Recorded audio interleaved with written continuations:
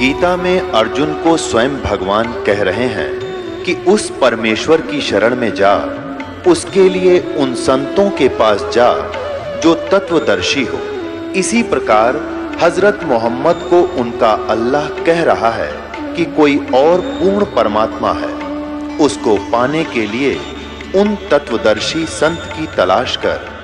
वो प्रभु कौन है, ये जानने के लिए कृपया अवश्य सुनिए जगत गुरु तत्वदर्शी संत रामपाल जी महाराज के अमृत वचन। संतों के साथ यदि कोई राजा टकराता है तो अंधा गधा होता है, जो रेल की पटरी पर खड़ा होकर उसी को लात मारना चाहता है।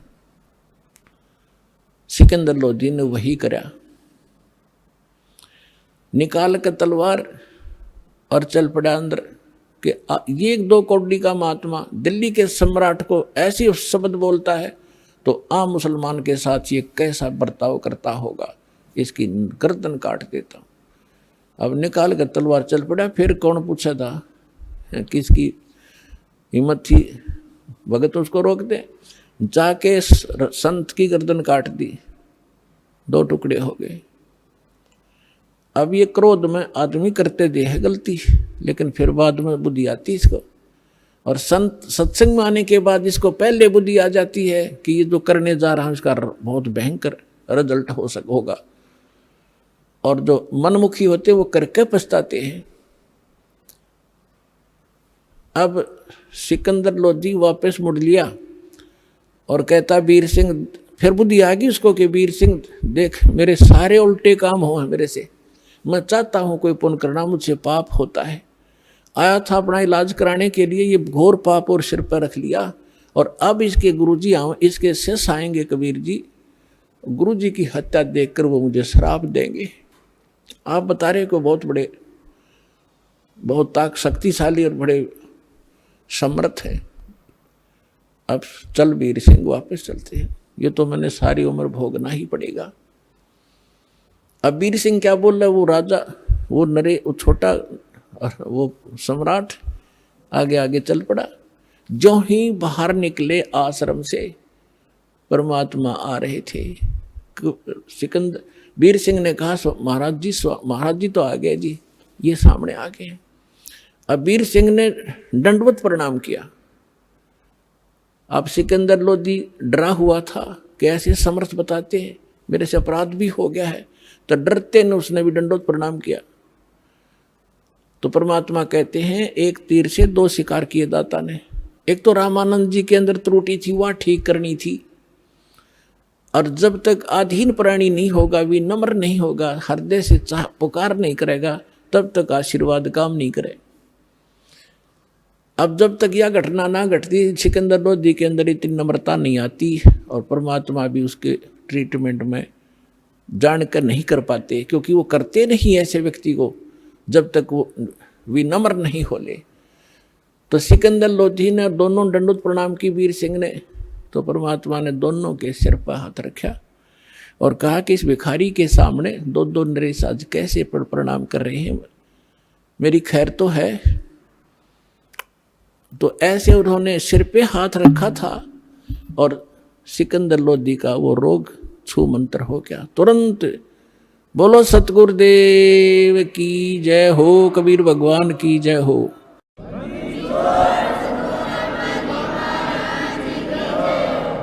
अब सिकंदर लोधी ने दृढ़ता से पैर पकड़ लिए, एकदम स्वस्थ हो गया, जैसे कभी रोग था ही नहीं, रोता ही रहा पड़ा।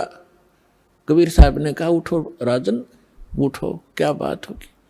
कि भगवान परमात्मा ने पूछा कैसे आना हुआ, कि जिस लिए आया था वो तो आपने ठीक कर दिया, लेकिन मुझसे एक भयंकर भूल बन गई, ऐसी गलती बन गई दाता, आप माफ नहीं कर सकते। परमात्मा ने कहा, भी बता, कोई भी तेरी गलती है मैं माफ करता हूँ, कोई भी गलती कैसी भी है। खड़ा हो गया, फिर उसने सारी कहानी बताई, जी ऐसे ऐसे हमने प्रार्थना की थी, आपके गुरुजी ने हमारे साथ बदव्यवहार किया, मेरे अंदर नीचता है, मेरे अंदर राज का अहम था, मेरे से गलती होगी, मैंने गुस्से में उनका सिर काट दिया, उनका कत्ल कर दिया, मुझे माफ़ करो। परमात्मा बोले, कोई बात नहीं राजन, मेरे साथ आ जा, इनका अंतिम संस्कार करा के जाना, नहीं तो लोग तुझे बहुत बुरा भला कहेंगे और कुछ भी गड़बड़ हो सकती है। आज कोई बात नहीं। अब वो सोच तो ये रहा था कि ये सुनेंगे कि इनके गुरु का कत्ल हो गया तो ये अंधाधुंध श्राप देंगे मुझको, लेकिन उनके मुंह पर शिकन भी नहीं आई चेहरे पर। कहा कोई बात नहीं, कौन किसने मारे, ये तो संस्कार था आपका, उसका इसकी मृत्यु आपके हाथ से लिखी थी। अब सिकंदर वीर सिंह से कहता है, वीर सिंह वे संत देखे पर इससे नीचे नीचे नहीं तो पहला पता नहीं कहता गाली दे वो मेरे ते और कितना शराब दे देता, और देख कितने प्यार से हो रहा। अब वीर सिंह सोच रहा है कि ये तो ट्रेलर देखा आपने, अब और देखियो क्या क्या होगा। अंदर जाकर देखा कि रामानंद जी का शव 2 भागों में अलग अलग पड़ा था, कपड़े ढक रखे थे और वहां पर ब्लड बह रहा था। सब जब कबीर साहब अंदर गए तो वहाँ सेवक जो रहते थे वो दौड़ कर आए, कहा कि कबीर जी सिकंदर लोधी ने गुरु जी का कत्ल कर दिया आज, राजा दिल्ली के बादशाह ने। तो परमात्मा ने कहा, रे भले आदमी हो, तुम आज तक ये नहीं समझ सके सन भगत होकर के कौन किसने मारता है, कोई संस्कार था इनका। और कोई बात नहीं, हो गया सो हो गया, बात न बढ़ाया नहीं करते, कोई बात नहीं, चुप रहो। अब इतने में पीछे पीछे सिकंदर लोधी वो आगे, उसको देखकर फिर डर गए सारे, ये फिर आ गया भाई। अब परमात्मा ने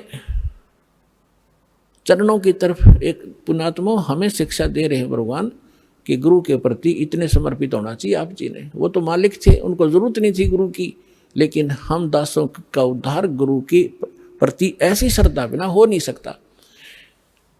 दंडवत प्रणाम किया पैरों की तरफ और फिर खड़े हुए और कहा, गुरुदेव उठियो, आरती का समय हो गया और आपके दर्शनार्थ दिल्ली के बादशाह आए हैं। इतना ही कहा था भगवान ने, वो धड़ के ऊपर शीश आके अपने आप लग गया और रामानंद जी सामने बैठ गए। निशान भी नहीं दिखाई दिया कि सचमुच ये कटा था कि नहीं कटा था। बोलो सतगुरुदेव कबीर साहेब की जय।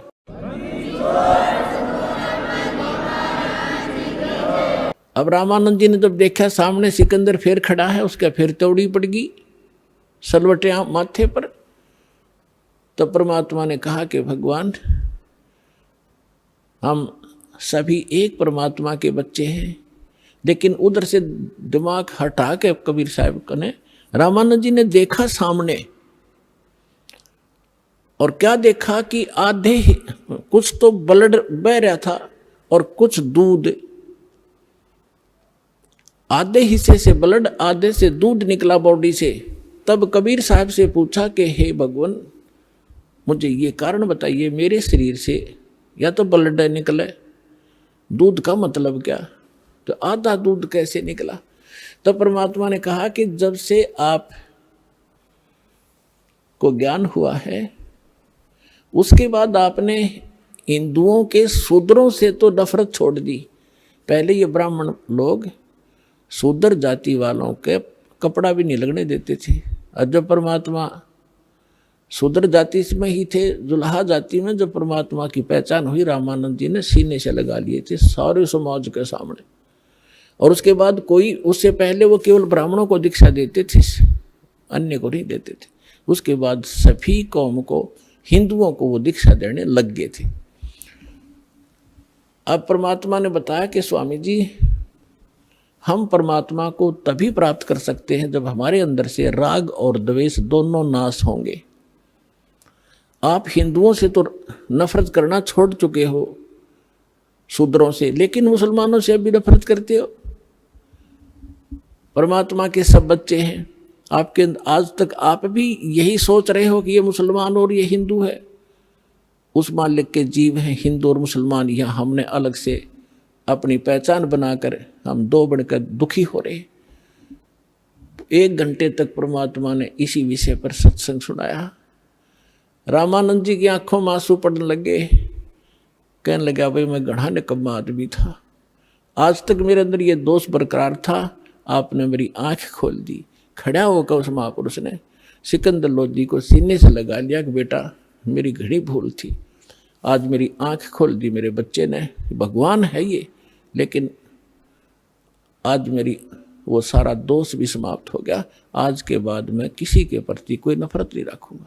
बोलो सतगुरुदेव।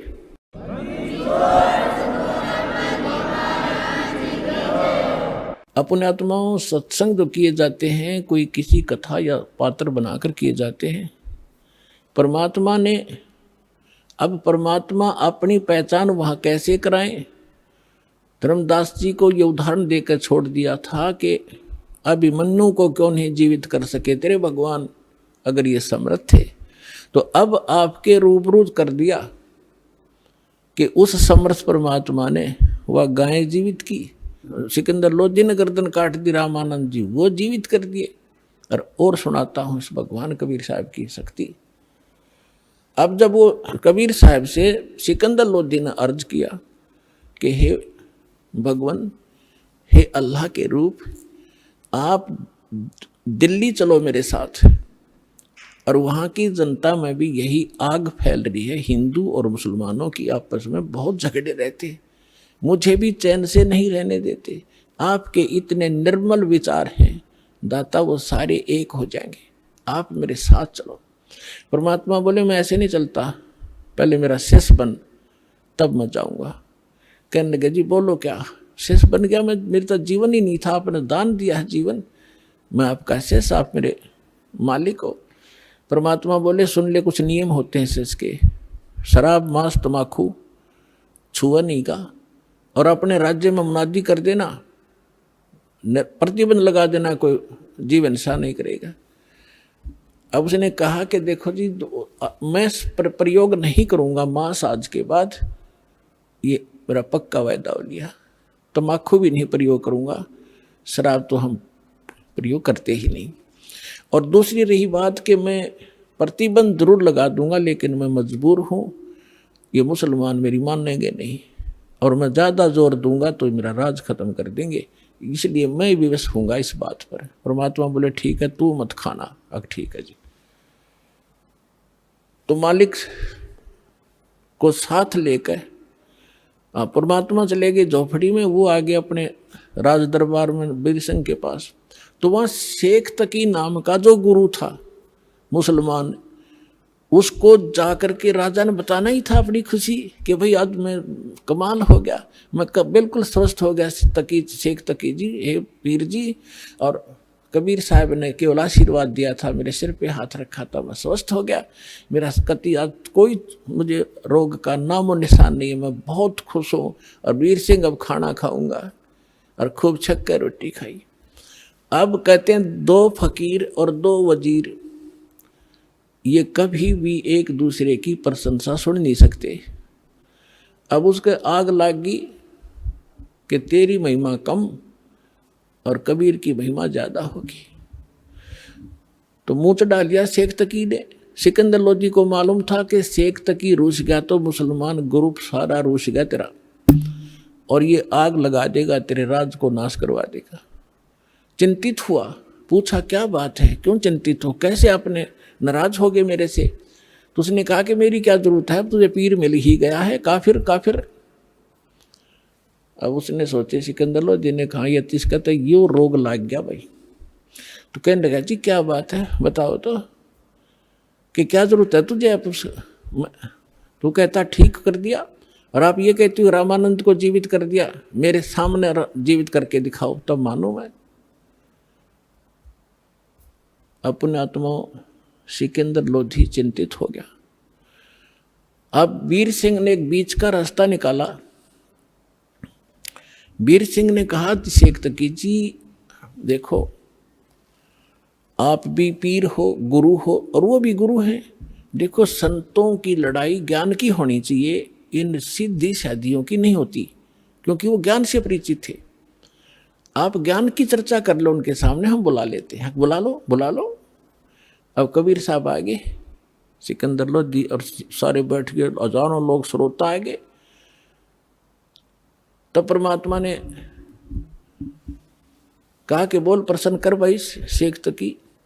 उसने कहा कि हमारे पीर जो मोहम्मद जी थे ये अंतिम रसूल थे, उसके बाद कोई रसूल नहीं आएगा। और जो साधना हम करते हैं वो हमारे अल्लाह ने सीधा बताया था हजरत मोहम्मद जी को, और कुरान शरीफ का ज्ञान सीधा दिया था एक फरिश्ते के माध्यम से, जबरील के माध्यम से। हमारा कुरान शरीफ 1 नंबर का ज्ञान है और आपका ज्ञान व्यर्थ है, ये गॉड गिवन नहीं है। हमारी साधना सर्वश्रेष्ठ है। तो परमात्मा ने कहा कि देखो पीर जी, परमात्मा की भक्ति किस लिए की जाती है? घर में सुख हो, शरीर स्वस्थ रहे, घर में कोई दुर्घटना ना हो, कोई अशांति ना हो, कोई इसी प्रकार का कोई ऐसा अनहोनी ना हो, ऐसे इसलिए करते हैं। और मोक्ष हो, हाँ कहाँ ऐसे करते हैं कि आप हजरत मोहम्मद जी जितनी साधना, नमाज या कोई परहेज रख सकते हो कि नहीं? नहीं, वो तो महापुरुष थे, वो तो नबी थे, रसूल थे। तो उन जितनी आप नमाज भी नहीं कर सकते इसी श्रद्धा से। हजरत मोहम्मद जी का जीवन देखो, वो पहले भी दुखी थे और नबी बनने के बाद भी दुखी। साधना करते करते कर टूट गया उनके ऊपर। पहले उसकी माँ की गर्भ में थे जब पिता की मृत्यु, 8 वर्ष के हुए,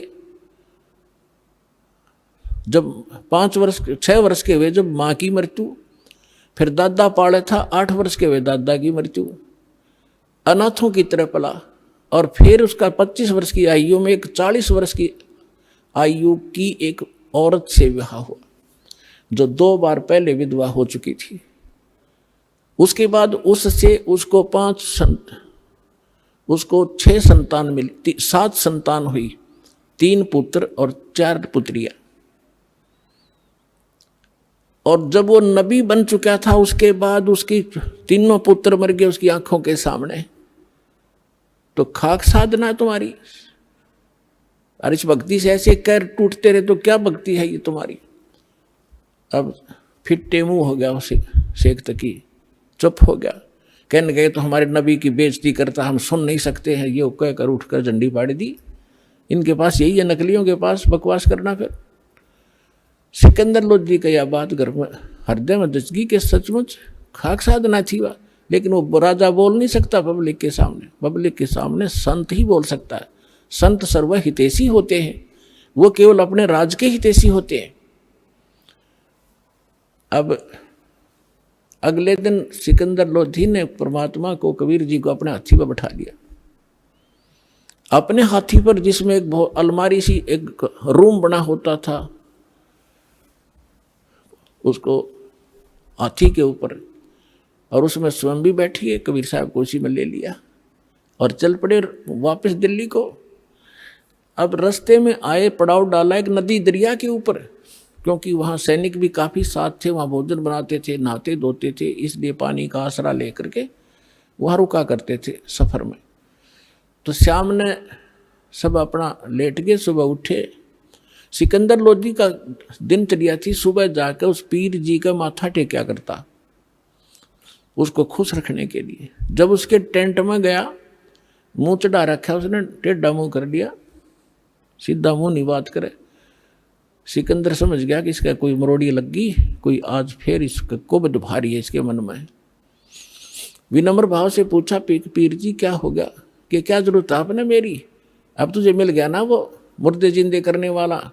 मैं तो जब मानो मेरे सामने मुर्दा जिंदा करे तब उसको पीर पैगंबर की संज्ञा दूंगा, नहीं तो जाके मुसलमानों को कह दूंगा कि राजा काफिर हो गया है। राजा हिंदू बन गया है, काफिर बन गया है, एक हिंदू को गुरु बना लिया। अब सिकंदर के पैरों तले की धरती खिसकी कि जाते काम करेगा और सारे मुसलमान इसकी मुट्ठी में, और राज से रहित करेगा मुझे। चिंतित हो गया, वापस आ गया। उस टेंट में आया जहाँ भगवान बैठे थे, परमात्मा अंतर्यामी है। उनका चेहरा उतरा, देख कर कहा कि राजा, कोई राजकाज की बुरी खबर मिल गई क्या? तो उसने कहा कि भगवान, आपके रहते राज में क्या राजकाज की क्या खबर बुरी मिल सकती है, लेकिन मेरे साथ जो पीर है हमारा, ये मेरा सिर का दर्द है और ये जब चाहे हो जाता है। आज यो मेरे से ढंग से बात नहीं कर रहा है और इसने मुझे चिंता पैदा ये कर दी है कि तूने काफिर गुरु बना लिया है और मैं मुसलमानों को बताऊंगा और जाते मेरा यो काम बिगाड़ेगा। ये तो पक्का अनाड़ी है। परमात्मा ने कहा क्या कहता है? कि ये कह रहा है कि मेरे सामने मुर्दा जिंदा करके दिखावा कबीर, तब मानूं मैं। परमेश्वर बोले भाई जा, उसने नो कह दे कोई मुर्दा ले आवे, चल तेरी टेंशन तो खत्म करूं मैं, हमारी तो देखी जाएगी। अब परमात्मा अपने बच्चे के, अपने भगत की टेंशन नहीं देख सकता। सिकंदर लोधी ने कहा कि पीर जी आप लाओ मुर्दा कोई। सिकंदर को तो पता था, उसके सामने कर रखा कि 2 मिनट में करेंगे, ये तो भगवान है, अल्लाह है। अब शेख तकी कहता है मैं कहाँ से लाऊं, कभी होगा जब देखा, जब इसका परीक्षा लूंगा। अब परमात्मा ने सोचे इतने सिकंदर मर लेगा, वहां तक पहुंचाएंगे, इतने हार्ट अटैक हो जाएगा, इतना चिंतित है। इतने में क्या देखा कि एक 13 वर्ष के बच्चे का शव दरिया में आ रहा है। और वो कैसे आया था कि उस बच्चे की आयु शेष नहीं थी, वो मर चुका था। कुछ कबीले ऐसे होते हैं जो जल पर, जो ना तो धरती में गाड़ते हैं, जमीन में नहीं दफनाते और न ही वो जलाते हैं, वो जल प्रवाह कर देते हैं इस उद्देश्य से कि इसके मांस को जीव जंतु खा लेंगे समुद्र के, कुछ पुण्य मिलेगा। इस करके उसको एक फ्लोटिंग सा बना करके, एक घास फूस का तैरने वाला बेड़ा सा बना के उस पर लिटा देते हैं और ऐसे सत्कार से उसको बहा देते हैं। वो बहता हुआ आ रहा था, तब सैनिक स्नान कर रहे थे, उन्हें दूर से देखा कि वो आ गया मुर्दा, एक मुर्दा आ गया, मुर्दा आ गया। सबको पता चल गया था कहानी क्या है। तो सभी आकर इकट्ठे हो गए, कबीर साहब भी आ गए, सिकंदर उसको शेख तकी कोई बुला लाए। तब परमेश्वर ने कहा शेख तकी पहले तू जंतर मंत्र कर ले, कदे फिर नंबर बनावे और करके दिखा इसको जीवित। तो सभी और भी उपस्थित थे, उन्होंने कहा जी ठीक है, देखो दो के बीच में कोई होता है तो दोनों ने ही अपनी दिखानी चाहिए शक्ति। तो लगा फूफा करण, वो चला गया मुर्दा आगे, काफी दूर चला गया। तो शेख तकी कहता है कि ये अपने सिर से बला टालना चाहा था, मुर्दे जिंदे होते कभी, वो तो कयामत के समय मुर्दे जिंदे हुआ करते हैं, कयामत आओगी कभी, जैसा वो नर टाला रखा है।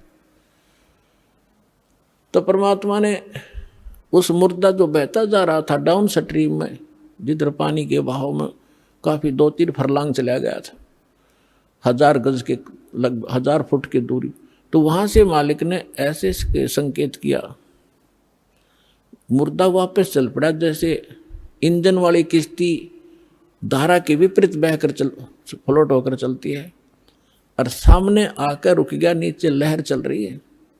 तो परमात्मा ने कहा था कि हे आत्मा तू जहां भी है, कबीर हुक्म से वापस आ और इस मुर्दे में, इस बच्चे के शरीर में प्रवेश कर दोबारा और बाहर आ जा, बोलो सतगुरुदेव।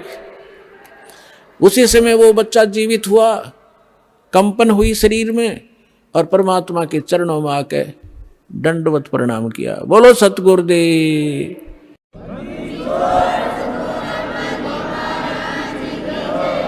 थोड़ा जय जयकार होगी, सबने कहा कमाल कर दिया कबीर जी, कमाल कर दिया कबीर जी। परमात्मा ने उस बालक का नाम कमाल रख दिया। और उस बच्चे को कोई चेत नहीं तू कौन है, कहाँ का है, उसको अपनी पिछली याद खत्म। तो परमात्मा ने उस बालक को अपने साथ रखा था। परमात्मा की अपनी कोई निजी संतान नहीं थी और ना ही परमात्मा कबीर जी ने कोई विवाह किया था, कोई स्त्री उनका नहीं थी।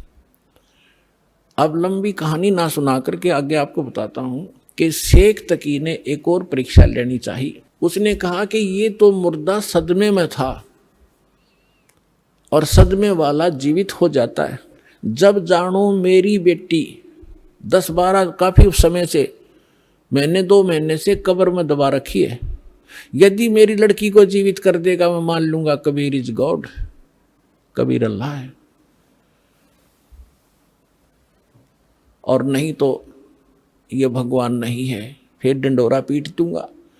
अब फिर चिंतित हो गया सिकंदर लोधी कि इसने तो कोई ना कोई सिर दर्द मेरा बना के ही रखना है। तब कबीर साहब को पता चला टेंशन का। तब कबीर साहब ने कहा कि ऐसा करो सिकंदर, इनसे कहो आप आसपास के क्षेत्र में अनाउंसमेंट कर दो कि तीसरे दिन शेख तकी की बेटी कब्र से निकालकर कबीर जीवित करेगा, कबीर जी। अब सिकंदर जी को तो पता था कि जो कह दिया फाइनल, उसने तुरंत मुनादी करवा दी। सौरों आसपास लाखों की संख्या में लोग एकत्रित हो गए जिस दिन मालिक ने समय रखा था। कब्र फुड़वा दी। सिकंदर शेख तकी खड़ा, सिकंदर राजा खड़ा, मंत्री खड़े और भी दर्शक बहुत गणे। उस कब्र को फोड़ दिया गया। बच्ची का शव उसके अंदर था, 12-13 साल की लड़की थी। अब परमात्मा ने कहा कि शेख तकी अब तू अजमा ले अपना जंतर मंत्र, कहीं फिर 5-6 नंबर बनावे। तो वहाँ उपस्थित सभी व्यक्तियों ने कहा, जी अगर इसके पास कोई शक्ति होती तो अपनी बेटी ने कौन मिट्टी में दाब के जाता, ये तो फेल है इस मामले में, आप दया करो। तब परमेश्वर ने कहा कि हे शेख तकी की बेटी जीवित हो जा। लड़की जीवित ना हुई। और शेख फिर कहा कि शेख तकी की बेटी जीवित हो जा, ना हुई। तो शेख तकी ने भंगड़ा पा दिया, नाचे कूदे, देखो ढोंगी का ढोंग पकड़ा गया। मुर्दे कभी जीवित होते हैं, ये तो क़यामत में होते हैं, क़यामत में होते हैं। उस नालायक व्यक्ति ने अपनी बेटी के जीवित ना होने का गम नहीं, कबीर साहब के हारने की खुशी मना रहा है।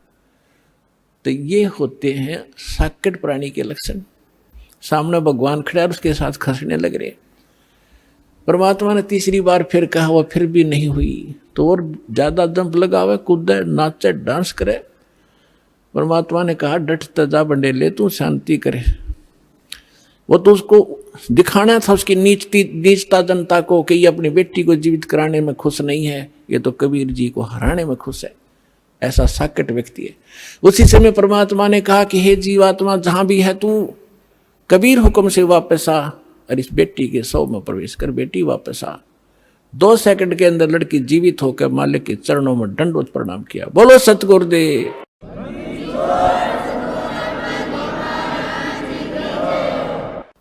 अब सबने कहा कि दाता कमाल कर दिया, मालिक कमाल कर दिया, परमात्मा। परमेश्वर ने कहा कि उसका नाम कमाली रख दिया परमेश्वर ने, और जा बेटी तेरे पिता के साथ ले जा शेख तकी। अब वो लड़की कहती है कि नहीं, आज मुझे अपने ओरिजिनल फादर का पता लग गया, ये तो नकली पिता था, मुझे माटी में डाल गया। आज मुझे अपने असली पिता का पता लग गया है।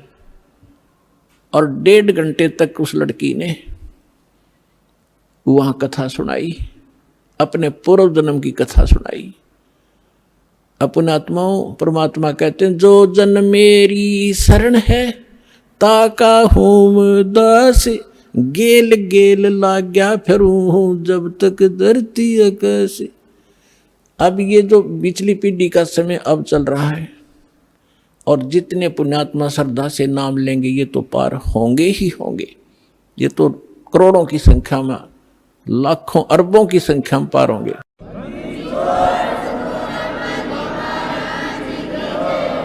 लेकिन इस भक्ति युग के अंत में कुछ ऐसे काल के दूत आएंगे, धीरे धीरे भ्रमित करना शुरू करेंगे, तो अपने आप ऑटोमेटिकली है, वो तो होगा ही होगा। उस समय कुछ भक्त रह जाएंगे, वो पार ना हो पाएंगे। तो उनमें से यही आत्मा कमाली और कमाल की थी। तो परमात्मा, उस लड़की ने अपने पूर्व जन्म की कथा सुनाई। पहले भी ये मुसलमान घर में जन्मी थी, ये अपने पिता के घर पे थी, और श्रद्धा पिछली भक्ति की इतनी गजब की थी, बहुत कनी। और वहां परमात्मा, जब ये लड़की चारा लेने के लिए पशुओं का खेतों में गई हुई थी, वहां भगवान मिले थे कबीर जी जिंदा महात्मा के रूप में। एक कुएं पर बैठे थे, तो वहां लड़की ने भी अपना जो चारा लाकर था उस वृक्ष के नीचे रखा। उस समय विश्राम करने के लिए साधु मिल गए, पीर जी दिखे, तो उनसे प्रणाम किया। परमात्मा ने काफी उसको ज्ञान दिया, बेटा भक्ति करनी चाहिए। वो कहती जी भक्ति करती हूँ, ईद बकरीद मनाते हैं, नमाज करती हूँ, ऐसे करती हूँ। परमात्मा ने सारा ज्ञान समझा, बेटी ये ईद और बकरीद मनाना, मांस खाना, ये महापाप है, ये नहीं खाना चाहिए। कोई आपको काट कर खावे कैसा लगे, लड़की स्तब्ध हुई। बच्चे का जल्दी घर करती है ये ज्ञान, अज्ञान भी ज्ञान भी, बुराई भी और अच्छाई बच्चा जल्दी से ग्रहण करता है जैसा उसको माहौल मिलता है। काफी ज्ञान सुनाया बेटी, ये भक्ति नहीं, भक्ति अलग से हट के इसकी। अब सामने देखा कि भी मुसलमान ही है, ये बता रहा है, तो बच्ची के बात समझ में आएगी। कहने के भगवान फिर क्या करूं कि बेटी जो मैं साधना बताऊं ये करना, और ये 2 दिन का जीवन है, असंग जन्म हो गया, जन्म 13 मृत्यों को मैं ऐसी साधना बताऊंगा ये पीछा छूट जाएगा। लड़की ने क्या नाम ले लिया, और बेटी मांस नहीं खाएगी। अगर नहीं खाऊंगी महाराज, कतई नहीं खाऊंगी, कोई कंपलसरी नहीं मांस खाना, खाओ तो खाओ, मैं नहीं खाऊंगी। लड़की ने दृढ़ निश्चय किया, और लड़की होगी 17-18 साल की, विवाह से मना कर दिया, इतना वैराग हो गया उसके अंदर। और माता पिता को चिंता होगी वे बेटी को हम घर पर नहीं रख सकते, उधर से वो विवाह को मना कर रही है। तो लास्ट में माता पिता ने कह दिया बेटी अगर तुम विवाह नहीं कराएगी तो हम दोनों आत्महत्या करेंगे, हम तुझे यहाँ नहीं देख सकते, बेटी को कैसे रखेंगे, कल न पता नहीं क्या उक चुक हो जाएगी। अब लड़की ने सोचा बुढ़ा बुढ़िया मरेंगी, उसने यस कर दी कि ठीक है मैं शादी करवा लूँ। विवाह हो गया, एक बहुत अच्छे नेक अफसर के अधिकारी के उसका विवाह हुआ, क्योंकि जो भगवान की भक्ति करे वो तो ठीक ठिकाने जागा बालक। वो नेक आदमी था, मुसलमान, भगवान से डरने वाला था। ठीक है हम परंपरागत से गलतियां कर भी रहे अपने समाज अनुसार, लेकिन पिछले संस्कार भी हमारे साथ रहते। वो बहुत ही अच्छा आदमी था, नेक आदमी था, भगवान से डरने वाला। वैसे भी स्वभाव अच्छा होता व्यक्तियों का, चाहे हिंदू हो चाहे मुसलमान, सिख हो या ईसाई, उनका अपना भी कुछ आधार होता पूर्व जन्म का। तो जब वो लड़की वहाँ विवाह करके वहाँ गई अपने पति के पास, तो उसको कहा कि मैं आपसे एक अर्ज करना चाहूँगी, वो मेरी अर्ज सुनो। उसने कहा कि बोलो, एक छोड़ दो बता। कि मैं संतानों उत्पत्ति नहीं करूँगी, मैं सप्रस नहीं करूँगी आपको, और आपने यदि मेरे साथ बलपूर्वक किया तो मैं आत्महत्या कर लूँगी। तो उसने कहा, उसका नाम राबिया था, कि राबी आपने निकाह कबूल क्यों किया? मना कर देती, कोई कंपलसरी मुसलमानों में एक ऑप्शन है, लड़की स्वीकृति देगी तो ब्याह होगा, नहीं तो नहीं होगा। तो उसने कहा कि राबिया ने कहा कि मेरी मजबूरी थी इसलिए मैंने स्वीकृति देनी पड़ी। उसके पति ने पूछा कि मजबूरी क्या थी तेरी? कि मैं चाहती हूँ भगवान की भक्ति करना, और मुझे एक संत मिले थे, उन्होंने मुझे एक ज्ञान दिया था, उस आधार पर मैं दृढ़ हूँ, और यो असंग जन्म का झंझट डिपका खत्म कराऊंगी, मैं इसलिए ब्याह नहीं करवाऊँ थी माता पिता से। मैं तो उसने कहा कि अपने माता पिता के सामने मना करना था कि मैंने खूब किया था। उन दोनों ने आत्महत्या करने की ठान ली पक्की, तब मैंने स्वीकृति देनी पड़ेगी, इसलिए कि आगे कोई भगवान मिल गया तो ठीक है, नहीं तो मैं आत्महत्या कर लूँगी, अब मैं ये काम करूँगी नहीं। वो दयालु था, उसने कहा। और मुसलमानों में अनेक शादियाँ हो जाती हैं, एक कोई खास बात नहीं उनके लिए थे। तो उसने कहा राबिया जैसे तुम्हारे माता पिता लोक लाज मर्यादा के कारण आत्महत्या तक नौबत आ गई थी, ऐसे हमारी भी मर्यादा है। ठीक है मैं वचन देता हूँ आज के बाद तो मेरी सिस्टर की तरह रहेगी, लेकिन समाज की दृष्टि में तूने मेरी पत्नी की तरह रहना पड़ेगा, और तेरे लिए अलग स्थान बना दूंगा, खूब भक्ति कर, पर मरिए मत, ये पाप मुझे लगेगा, मैं अपना और विवाह करा लूँगा। तो उसने ऐसा ही किया। महापुरुष ने अलग से उसका कमरा नारा बना दिया और बैठ अपनी भक्ति कर, उसने विवाह करवा दिया। जब वो राबिया 50 वर्ष के ऊपर होगी, और वो देखा करता था, ये तो बाहर झांकती भी नहीं किसी गैर पुरुष की तरफ, भक्ति और के अतिरिक्त ही अपना काम धंधा रोटी बनाई खाया, इससे अधिक कोई काम नहीं जानती। उस लड़की ने क्या गलती कर दी, वहां जाने के बाद सत्संग का अभाव हो गया, भगवान फिर मिले नहीं। परंपरागत लोक वेद के आधार से मालिक वाली साधना जो उसने प्रथम मंत्र दिए थे वो त्याग थी, और वहां जो समूह था जैसा भी साधना चल रही थी वो ये करने लगी, नमाज नमोज, मांस नहीं खाती थी। वो ईद बकरीद के दिन रोजे अवश्य रखती थी, लेकिन वो मांस नहीं खाती थी। जब वो 50-55 वर्ष की होगी तो उनके अंदर एक विशेष धारणा बनी हुई है लोकवेद के आधार से मुसलमानों में कि जो हज नहीं करके आवेगा उसकी मुक्ति नहीं। तो उसने अपने पति से कहा जी मैं हज करना चाहती हूँ। उसने कहा जाओ, बहुत खुशी की बात है, आपका तो उद्देश्य यही है अभी कल्याण हो किसी तरह, आपके लिए कोई ऊंट की सवारी का प्रबंध कर देता हूँ। उसने कहा नहीं। राबिया ने कहा नहीं मैं पैदल जाऊंगी, श्रद्धा से जाऊंगी, और भी बहुत से ली जा रही हैं, और भी बहुत से लोग जा रहे हैं, उनके साथ चली जाऊंगी। अच्छा जाओ फिर। अब वो चल पड़ी, अपने आत्मा देखते जाना इसका रिजल्ट क्या है भक्ति का। हमने आज तक छोटे मोटे चमत्कार किसी के देख लिए, उसी को सिद्ध और महात्मा और भगवान मान लिया। ये अध्यात्म ज्ञानहीनता थी। अब लड़की जा रही थी, वो माई, और सफर में कोई आगे चला गया, कोई पीछे रुक गया। उस समय वो अकेली जा रही थी। रास्ते में उसको प्यास लगी, खुद स्वयं को सामने कुआं देखा, कुआं था, कुएं पर बाल्टी नहीं थी, ना कोई रस्सी थी। एक कुतिया प्यासी थी, उसके बच्चे छोटे छोटे दूरी पर उसने देख लिए थे, और कुतिया कभी कुएं में झांक रही थी, कभी राबिया के पैरों में आकर चाट रही थी, फिर कुएं की तरफ भाग रही थी। समझ गई राबिया कि ये प्यासी बहुत है, और यदि इसको जल नहीं मिला तो ये मरेगी, साथ में मरेंगे बच्चे इसके। और औरत के अंदर दया भगवान ने एक नारी दे रखी है, विशेषकर बच्चों के समय।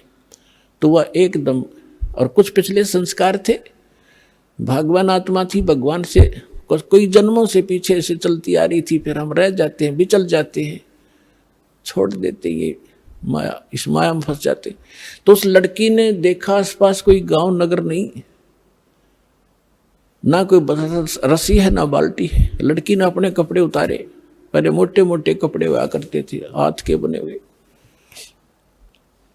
अपना कपड़ा उतारा, चुंदड़ी, और उसको अपने बाल पाड़े। एक दो चार बाल पाड़ के देखियो कितना दर्द होगा। लेकिन उस परमार्थ में उस बेटी ने एक नहीं देखा, फटाफट अपने सारे बाल पाड़ कर रस्सी बनाई लंबी, बहुत लंबी रस्सी बनानी पड़ी क्योंकि पानी गहरा था। बांध कर उसने अपनी बात कपड़ा और उसके अंदर पानी में भिगोया, और बाहर एक मटका टूटा हुआ पड़ा था, उसका पात्र था आधा, उसमें निचोड़े कुतिया साथ साथ पीवे। वह कुतिया छका दी, अपने बाड़ बूढ़ खून खान निकला था उसको पूछ पाछ के, और चालन की तैयारी करी थी। उधर से वो मक्का एक स्ट्रक्चर, एक मंदिर न्यों का न्यों उठ गया जहाज की तरह, और उस कुएं के साथ में आकर लग गया, जैसे प्लेटफार्म पर गाड़ी लग जाती है, रेलगाड़ी। अब उसने देखा, उसने जाना ही मक्का में था, उसने सोची तो पहुंच गई मक्का, फट मक्के में प्रवेश किया, फिर वहां से उठा। वहां के लोग दे हैरान है, मक्का गया कहाँ। उस समय एक अब्राहिम अधम नाम, सुल्तान नाम का एक व्यक्ति था, वो अपने पूर्व जन्म में भी संस्कारी था, ऐसे ही भगवान का ही वो पिछला संस्कारी था। और उसने भी उसको भी उस जन्म में परमात्मा कबीर जी मिले थे, जिंदा महात्मा के रूप में उसको भी ज्ञान दे रखा था। और वो सुल्तान अधम वाली आत्मा, सुल्तान अधम तो वो आगे आके बना है, वही आत्मा उस मक्का में गई हुई थी मुसलमान होने के नाते, कि वहाँ के लोगों को समझाऊंगा कि ये साधना गलत है। तो वहाँ वो प्रचार कर ही रहा था बैठ के, तो लोगों ने पूछा ये मक्का कहाँ गया। तब अधम सुल्तान ने कहा, उस आत्मा ने कहा, मक्का नहीं मकाम, और गया रांड के लेन को नो कह अधम सुल्तान। अब सुल्तान अधम तो ये कह रहा है कि एक रांड को लेने गया, निकम्मी औरत को। अब आम आदमी के गले कैसे उतरे कि निकम्मी आदमी औरत को के लिए मक्का चला गया। लेकिन वो किस दृष्टिकोण से कह रहा था, कहते सुल्तान अधम मक्के गया, मक्का नहीं मुकाम, गया रांड के लेन को कह अदम सुल्तान। वो कहने लगे कि आप क्या बात है, कैसे, किसको लेने का, इतने मक्का वापस आ गया। उसमें वापस आया तो वो लड़की जिसके सिर पर बाल नहीं, सारी कहानी उसने बताई, और देखने वाले भी आसपास निकट इकट्ठे हो गए थे, कैसे हो गया। वो भी मक्के में चढ़ लिए साथ में। तो आकर जब उसने पूछा कि क्या कारण हुआ, उन्होंने सबने मिलकर बताया कि ऐसे ऐसे इसने एक कुतिया और उसके बच्चों की जान बचाई, बाढ़ पाट कर रस्सी बांट के पानी पिया, और ये उद्देश्य लेकर यहाँ आ ही रही थी, तो भगवान ने इसके लिए मक्का ही भेज दिया। तो इतनी प्रशंसा की पात्र बन गई पूरे मुसलमान धर्म में कि भक्ति हो तो राबी जैसी, भक्ति हो तो राबी जैसी, जिसके लिए मक्का भी उठकर चला गया। लेकिन क्या इससे मोक्ष था उसका? फिर इब्राहिम सुल्तान जब से पूछा कि आप इसको ऐसी निकम्मी लड़की क्यों कह रहे थे, इसने तो ऐसा कुर्बानी कर दी, जिसके लिए मक्का चला गया, उसको आपने कैसे कहा ये निकम्मी लड़की है? तब इब्राहिम सुल्तान वाली आत्मा ने कहा कि यह निकम्मी है, इसको भगवान मिले थे जिंदा महात्मा के रूप में, इसने वह भक्ति छोड़ दी, ये डलेड हो रही है, इसलिए निकम्मी है। उसके बाद राबी ने बताया कि फिर मेरा जन्म वो मृत्यु होगी, वहां मेरी प्रशंसा हो रही है, अगला जन्म मेरा एक बांसुरी का हो गया। एक बांसुरी नाम की लड़की बनी मैं, और गाने गा गा के इतनी सुरीली आवाज से पर धार्मिक भगवान की शब्द सुनाया करती थी, बहुत प्रसिद्ध होगी। और वह भी फिर वृद्ध हुई जब मक्के में गई। अब मक्के में जाकर उसने पता था कि जो मक्के में मरता है, ऐसा ज्ञान सुन रखा था लोक वेद से, वो सीधा भिष्ट जाता है, स्वर्ग में जाता है, हेवन में जाता है। लड़की ने सोचा हेवन के लिए तो ये सारा कुछ कर रहे हैं, और मक्के में मरने से हेवन मिलता है, स्वर्ग मिलता है, तो वहीं कर्द से अपनी तलवार कर से गर्दन काट दी, मक्के में चढ़ा दी। सबको वाह वाह की पात्र बन गई कि भक्ति हो तो बंसुरी जैसी, बंसुरी तो गई सीधी भिष्ट में, सीधी स्वर्ग गई, ये तो इसने मक्के में शीश चढ़ा दिया। फिर बताती है कि मैं कहाँ गई, अगला जन्म मेरा एक वैश्या का बना, मैंने अपने खूब कर्म फोड़े, वो मेरा जन्म फिर समाप्त हुआ। अब मेरी आयु 12 वर्ष की मनुष्य जीवन की शेष थी, मानव शरीर की। और ये भी वहां धर्मराज के दरबार में जब मैं गई हुई थी, वहां मुझे पता चला, धर्मराज ने बताया कि ऐसे ऐसे तुझे कोई संत मिला था, वो साधना तूने 4 वर्ष की थी। हाँ जी, 4 वर्ष की थी। उसके बाद उसके कारण तुझे ये इतने मनुष्य जीवन मिले हैं। अब तेरा मनुष्य जीवन शेष नहीं है, अब तू पशु योनि में जाएगी। कुछ दिन इंतजार कर, तेरा नंबर आते ही वहां ठोक देंगे तुझे।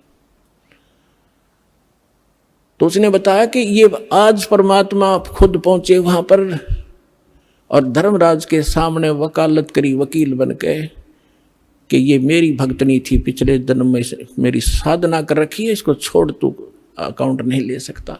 धर्मराज ने हाथ जोड़ लिए और इनको वापस दे दी मेरी आत्मा। मैं यहाँ खड़ी हूँ। लोगों, ये भगवान आए हैं, ये अल्लाह अकबर है, आँख खोल लो, चरण ले लो। लाखों लोगों ने कबीर साहब की शरण ली। बोलो सतगुरुदेव।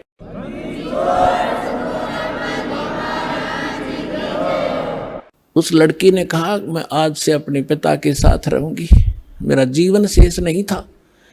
आज इस दाता ने मेरे को मनुष्य जीवन अपनी शक्ति से एक्सटेंड किया है।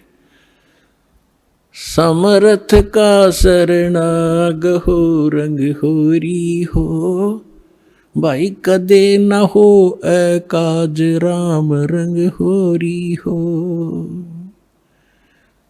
ऋग्वेद मंडल नंबर 10 सूक्त 161 मंत्र 2 कबीर साहब के ऊपर खरा उतरता है। तो who is God? Kabir is God. और कितनी कथा सुनाऊं आपको इस समर्थ भगवान की। और कृष्ण जी की हम एक कथा गाया करते थे, उसने सुन सुन के भगवान मान लिया। तो कबीर साहब समझाया करते थे, कबीर साहब कहा करते थे, बंधन काटे विपत में, कठिन कियो संग्राम, चिन्नो रे नर प्राणिया, वो गरुड़ बड़ो के राम। परमात्मा समझाया करते थे उस समय कि तुम श्री राम को भगवान बताते हो, और जब तुम्हारी कथा में है रामायण में कि श्री रामचंद्र जी को, रामचंद्र जी के ऊपर पूरी सेना के ऊपर नाग फांस का एक हथियार छोड़ दिया था। सारी की सारी सेना नाग फांस में आ गई थी, यानी इतने सर्प हो गए थे, सभी सेना को ऐसे हाथों से और चारों तरफ लपेट के बांध दिया था, इंक्लूडिंग लक्ष्मण एंड श्री राम। और ऐसे खड़े थे, ऐसा है हुए सारे, जैसे ईंख बांध दिया करें। और सारी सेना खड़ी खड़ी देखा कि काटेंगे ये सारे राक्षस हमें। तब नो कहे हैं कि गरुड़ से पुकार करी गई। गरुड़ वो पक्षी जो श्री रामचंद्र विष्णु जी का वाहन बताते हैं। गरुड़ आए, गरुड़ ने फिर उनके नाग काटे, सारे नाग मार दिए। जब भगवान श्री राम बंधन मुक्त हुए, परमात्मा कहे फिर बंदी छोड़ कौन होया? गरुड़ हो गया, तेरे राम का भी बंदी छोड़। काटे बंधन विपत में, वो कठिन कियो संग्राम, चिन्नो रे नर प्राणिया ये गरुड़ बड़ो के राम। एक गोवर्धन पर्वत को उठा लिया श्री कृष्ण जी ने, तुमने भगवान मान लिया। गोवर्धन श्री कृष्ण धारो, द्रोणगिरी हनुमंते, शेष नाग सब सृष्टि उठारा, इनमें कौन भगवंत। क्या एक पहाड़ को उठाने मात्र से भगवान की संज्ञा में ले लिया, समर्थ मान लिया तुमने? तो तुम्हारी कथा तुम लोकवेद सुनाते रहते हो कि शेष नाग ने सारे ब्रह्मांडों को सिर पर रख रखा है। फिर और हनुमान जी ने द्रोणागिरी उठा लिया था, इनमें कौन सा भगवान? ये भगवान की पहचान नहीं, जो तुमने पैमाना ला रखा है, ये भगवान मापन का नहीं है। फिर कहते हैं लंका पाठ, समुद्र पाठ, लंका गयो यो सीता को भरतार, अगस्त ऋषि ने ये सातों पी लिए, इनमें कौन करतार। ओए होए, ऐसे सटीक प्रमाण दे रखे भगवान ने, फिर भी हमारी आंखें नहीं खुली, क्योंकि हमारी बुद्धि काल के प्रभाव से इतनी दबी हुई थी। परमात्मा ने कहा कि तुम्हारी बात बड़ी करता हूं कि श्री रामचंद्र जी ने समुद्र पर पुल बनवा दिया, इसलिए आप उसको भगवान मानते हैं। वैसे तो यह कहानी न्यारी है, दास बताता रहता है। ये खुद भगवान कबीर साहब गए थे एक महात्मा मुनिंदर के रूप में, और इनकी अर्ज पर एक पत्थर को, एक पहाड़ को हल्का कर दिया था, चारों तरफ रेखा खींच दी थी कि ये फ्लोटिंग हो गया है, अरे ले जाओ पुल बांध लो। श्री राम के बस का ना था समुद्र पर पुल बनाना। तो परमात्मा कहते चल तुम्हारी बात बड़ी मानते हैं, वह तो बात तुम्हारे कहाँ समझ में आवेगी कि लंका पाठ, समुद्र को पाट के, यानी उसको पुल बना के छाप के, और लंका गया था कौन? तुम्हारी सीता का पति राम। सीता को भरतार। और अगस्त ऋषि ने तुम आप बताओ सातों पी लिए घूट में, तो इनमें कौन सा भगवान? जबकि श्री रामचंद्र जी तो 3 दिन तक समुद्र में खड़े होकर याचना कर रहा था, मन रास्ता दे दे, फिर भी ना रास्ता मिला। और अगस्त ऋषि ने एक घूंट में सारे पी लिए थे, फिर वापस छोड़ भर दिए। अगर ये इस तरह के अटपट से तुम भगवान को सिद्ध करना चाहते हो तो नो भी सिद्ध ना होता तुम्हारा। तो पुण्यात्माओं, सौभाग्य आपका, आपको ये तत्व ज्ञान प्राप्त हो रहा है। इसको तत्व ज्ञान कहते हैं, तो निष्कर्ष निकालना जाओ सारी कथाओं का। ये जड़ी बूटी तो सबने पता था, या तुलसा है या फलानी है या है, तो उनकी जड़ी, उसका जो औषधि बना वो है वैद। तो ये दास है इस अध्यात्म मार्ग का वैद, और जड़ी बनाकर भगवान दर गए थे सतनाम और सारनाम की, जो आज दास के समझ में आ गई, और उसका परिणाम आप देख रहे हो। लाखों लोगों का रोग नाश हो गया, घर में वृद्धि होने लगी, सन्नी संतान को संतान मिल रहा है, निरोग हो रहा है। और फिर ज्ञान ऐसा प्रबल आत्मा को गदगद कर देता है। अपने आत्मा धर्मदास जी को परमात्मा ने तो थोड़े उदाहरण दिए थे दास ने, क्योंकि वो तो भगवान थे, अपने बारे में कहे तो ना समझ में आओ। इसीलिए एक गुरु की, एक दास की आवश्यकता होती है जो आत्मा और परमात्मा का मिलन करवावे। तो ये दास है इस विश्व में, परमात्मा से मिलाने वाला, सच्चा ज्ञान बताने वाला, और काल के बंध से छुड़वाने वाला।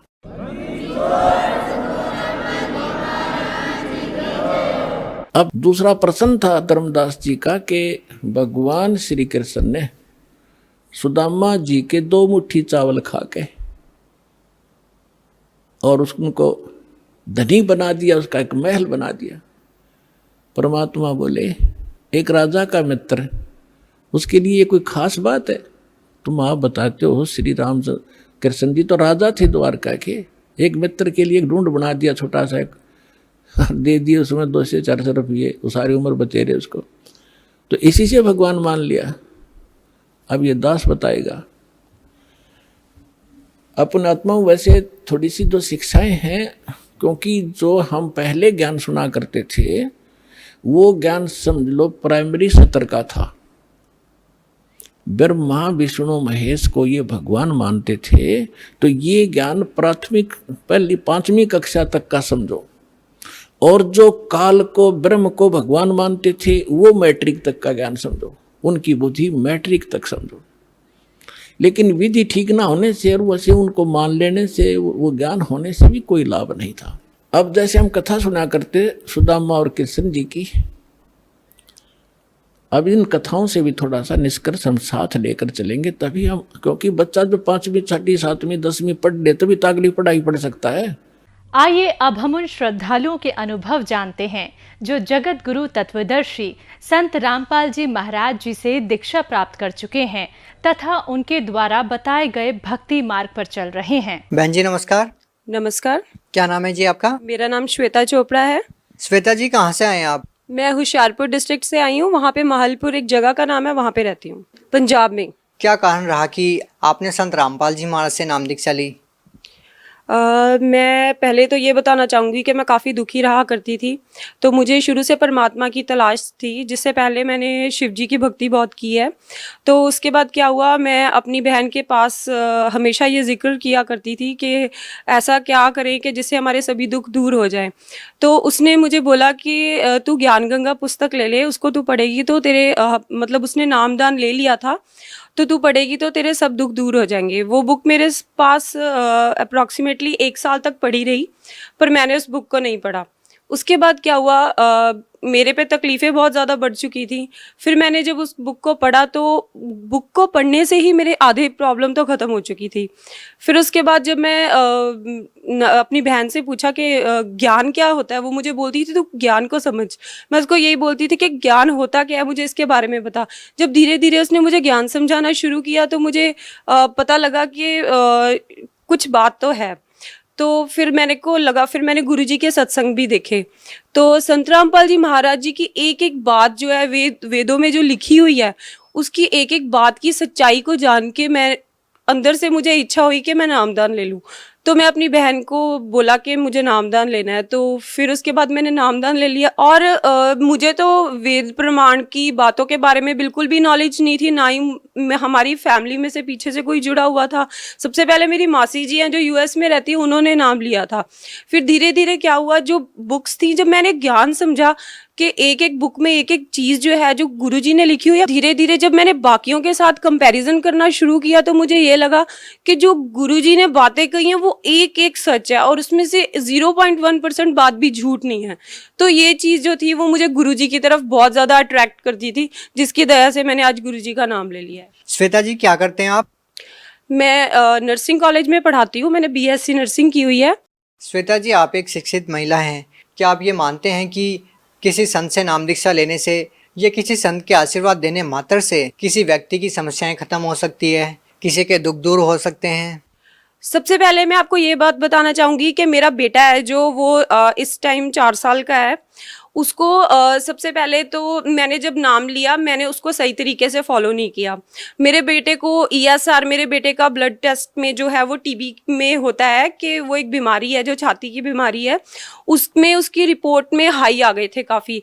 तो मुझे शायद लग रहा था कि मैंने नाम अपना ख़राब किया है, खंड किया है, तो उसके कारण मुझे प्रॉब्लम आई है। वो रिपोर्ट इतनी सॉलिड थी कि उस डॉक्टर लाल पैथ लैब की रिपोर्ट थी, उसको कोई नकार नहीं सकता। उसके बाद क्या हुआ, मैंने अपने मन में ही गुरुजी से माफ़ी मांगी कि गुरुजी अगर मैंने नाम खंड किया है तो मैं आगे से ये गलती नहीं करूँगी, क्योंकि मुझे इतने सुख मिलने लग गए थे नाम लेने के बाद शायद मैं भूल गई थी कि मैं मर्यादा में भी रहूंगी। जब जैसे ही मैंने गुरुजी से माफ़ी मांगी, संत रामपाल जी से माफ़ी मांगी, तो वैसे ही मैंने कहा कि अपने हस्बैंड को कि प्लीज़ मैंने एक बार रिपोर्ट फिर करवानी है। मुझे अपने मालिक पे पूरा भरोसा था। जैसे ही मैंने वो रिपोर्ट करवाई तो मेरे बेटे की 2 जगह से रिपोर्ट जो थी वो बिल्कुल नॉर्मल आई। पहला लाभ तो मुझे ये हुआ। दूसरा लाभ ये था कि एक मेरा पेपर था, लाइक आइल्स का पेपर था, वो शायद मैंने 5-6 बार दे दिया था। तो सबसे बड़ी गलती मैं ये करती थी, मैंने गुरुजी को प्रार्थना नहीं लगाई थी। पर ये मुझे विश्वास था कि शायद अपने आप पे कॉन्फिडेंस होता है कि नहीं मैं क्लियर कर लूँगी। पर क्या हुआ कि मैंने फिर एक बार प्रार्थना लगाई, जब मेरा क्लियर ही नहीं हो रहा था पेपर, तो गुरुजी ने मुझे कहा कि आप मतलब जो गुरुजी ने मुझे जवाब दिया, फिर मैंने उसको फॉलो किया। उसको फॉलो करने के बाद आज मेरा इतना अच्छा रिजल्ट है जो मैं बता भी नहीं सकती। तीसरा लाभ मेरा ये है कि जो मेरे हस्बैंड है वो तो कभी भी ना, मैंने तो कभी सोचा भी नहीं था कि वो नाम भी ले लेंगे। उन्होंने लाइक बैड सोसाइटी में हो गए थे वो, और काफ़ी गंदा नशा करने लग गए थे वो, जिसके कारण उन्होंने मेरी ज्वेलरी सेल कर दी, काफ़ी कुछ कर दिया था उन्होंने। तो उसके बाद मैंने उनको बोला कि शायद वो कोई प्रॉब्लम में भी सफ़र कर सकते थे, कोई भयंकर रोग भी शायद उनको लग सकता था। तो मैंने उनको बोला कि अगर मतलब मैं डरती उनसे बोलती भी नहीं थी, क्योंकि मेरे ससुराल परिवार के जो लोग हैं वो बिल्कुल भी इस रास्ते को फॉलो नहीं करते। फिर मैंने उनको बोला, मैंने कहा तुम एक बार हम गुरुजी के पास चलेंगे तो शायद ये सभी प्रॉब्लम ठीक हो सकती है। तो वो भी इतने ज़्यादा दुखों में घिरे हुए थे कि उन्होंने एक बार भी मना नहीं किया। और संत रामपाल जी की, महाराज जी की ऐसी दया हुई कि मेरे बेटे ने भी नाम ले लिया और मेरे हस्बैंड ने भी ले लिया। जैसे कि आपने बताया कि आपके जो पति हैं वो नशा करते थे और आप बहुत ज़्यादा दुखी थे। आप सोच रहे थे कि वो अगर नाम दीक्षा ले लें तो आपके दुख दूर हो सकते हैं। कहीं ना कहीं आपको लग रहा था कि संत रामपाल जी महाराज से नाम दीक्षा लेने के बाद आपके पति नशा छोड़ सकते हैं। तो क्या आपकी जो सोच थी वो सही साबित हुई? जी बिल्कुल। मेरे हस्बैंड ने जैसे ही नाम लिया उन्होंने बिल्कुल नशा छोड़ दिया। वो बहुत गंदा नशा था। जब उन्होंने छोड़ दिया, और आज मेरे ख्याल से हमारी तो दूसरे तीसरे दिन ही लड़ाई हो जाती थी, और मैं तीसरे दिन ही अपने पेरेंट्स के घर चली जाती थी। अब शायद 1 साल हो चुका है, हमारी कोई लड़ाई नहीं हुई। पहली बात तो मेरे नाम लेने से हमारे घर की हालत सुधर गई, हमारी लड़ाई नहीं हुई। दूसरी बात ये हुई, अब उन्होंने सारा नशा छोड़ दिया। उस नाम में इतनी पावर है कि मतलब मैं कभी सोच नहीं सकती थी कि मेरे हस्बैंड इतने सुधर जाएंगे, जो कि हुआ है। श्वेता जी, यदि आज की बात करें तो देखिए, हम किसी भी संत को संख्या के आधार पर सही या गलत नहीं ठहरा सकते। हम आपसे ये जानना चाहते हैं कि आप अन्य बाबाओं को संत रामपाल जी महाराज से किस प्रकार अलग पाते हैं? अगर हम बाकी बाबाओं के पास जाएंगे, संतों के पास जाएंगे, तो वो अगर मुझे कैंसर हो गया है तो मैं उन बाबा के पास जाके बोलूँगी कि मुझे कैंसर हो गया, मैं कैसे ठीक हो सकती हूँ। तो वो मुझे ये बोलेंगे आपका पाप कर्म है, आपके कर्मों की सजा आपको मिल रही है। तो वही प्रश्न लेके अगर मैं संत रामपाल जी महाराज के पास जाऊंगी और मैं उनसे बोलूंगी कि मुझे ये प्रॉब्लम है, तो वो एक ऐसा भक्ति मार्ग दे रहे हैं जिससे मैं बिल्कुल ठीक हो रही हूँ, और वहाँ पे मुझे ये चीज़ नहीं मिल रही है। तो ये तो पक्की बात है कि अगर मुझे तो फिर वही चीज़ को अपनाना पड़ेगा, वही रास्ता मेरे लिए अच्छा है। क्योंकि ये जो भक्ति साधना है जहाँ से मुझे बीमारियों से छुटकारा मिल रहा है, मैं बिल्कुल ठीक हो रही हूँ, तो मैं बाकी बाबाओं के पास क्यों जाऊँगी? मैं सही रास्ते को फॉलो करूँगी। आप भगत समाज को क्या संदेश देना चाहेंगे? भगत समाज को संदेश नहीं देना चाहूँगी, हाथ जोड़ के प्रार्थना करना चाहूँगी कि जो गुरुजी हैं, जो संत रामपाल जी महाराज हैं, उनका नाम जो है वो बिल्कुल सच्चा है, और उनकी एक एक बताई बात में सच्चाई है। उन बातों को आप वेदों में, प्रमाणों में देख सकते हो। जो सत्संग आता है उसमें वो एक एक बात का प्रमाण देते हैं। तो अगर हम उनको देखेंगे तो हमें सारा कुछ सही तरीके से पता लग जाएगा, और हमें सही भक्ति मार्ग मिलेगा, और हमारा मोक्ष होगा। जी धन्यवाद। सत साहिब।